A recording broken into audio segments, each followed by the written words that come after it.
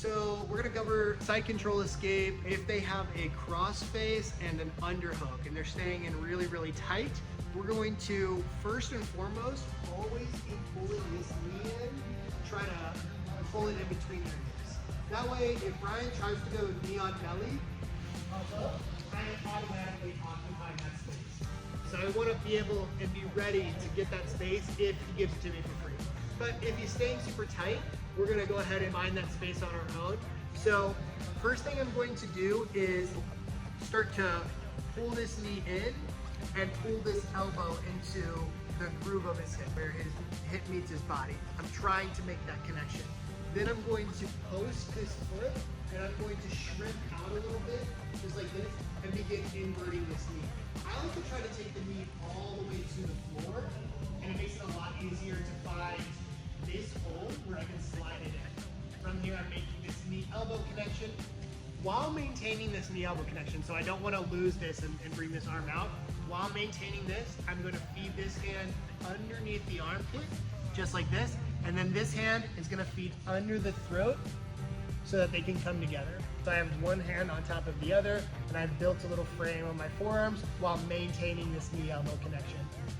From here, I'm going to place my foot on top of my other foot.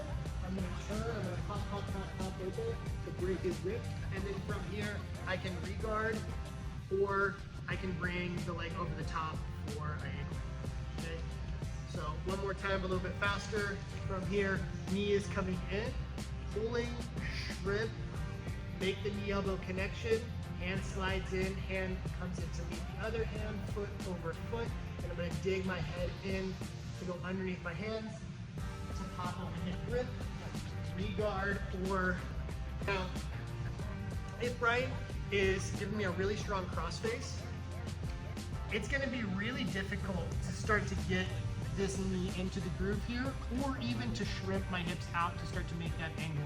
So if he's got a really strong crossface, the first thing I need to do is address that. I have my two hands here readily available, but they're not close enough to get underneath. So I'm going to begin worming them in like this, and it's probably going to take a couple different motions. So it's not just going to be just one reach.